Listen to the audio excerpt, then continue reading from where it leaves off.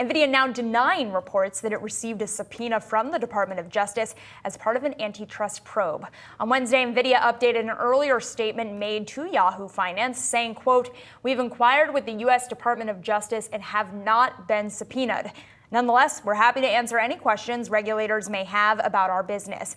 Earlier this week, Bloomberg had reported subpoenas were sent to the chip giant as part of a probe, sparking concern amongst investors and sending Nvidia shares down. On Tuesday, the stock shed nearly $300 billion from its market cap. That was the biggest one-day stock wipeout in U.S. history. Brad, I think this is a really important and interesting story because to me, it's a little bit of semantics, right? We know that the Department of Justice has been investigating a lot of the tech companies right now. They've been asking questions of Nvidia, of its customers, of its suppliers. And so, yes, they're denying the actual receiving of any sort of subpoena, but don't be surprised if you hear news about this in the future because Nvidia does have such a corner on the GPU market. Our guest Patrick Moorhead yesterday saying that it's about 90% of the GPU data center market. Having said that, though, it's not illegal to be a monopoly. If you are a company that is, deserving of whatever costs the market is going to bear, that's what capitalism is. Well, one of the huge things that I think he also pointed out within that is that the entire environment has innovated so quickly to the point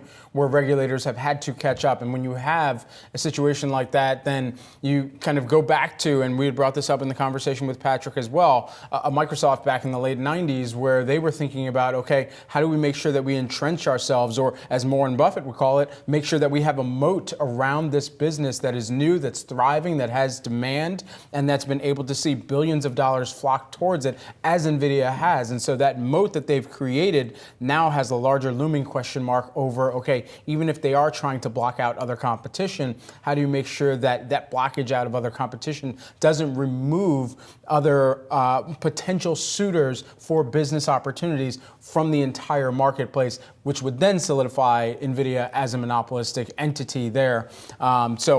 Again, the market moves so quickly. Patrick pointed this out in our conversation as well. Now it's up to regulators to figure out, okay, exactly how much are they going to pursue a legal action or just make sure that there is healthy competition within the marketplace going forward from here too. Yeah, you summed it up really well. And as Patrick said, it's a pre-crime situation, which just reminded me of Succession. But that's a conversation for after the break here.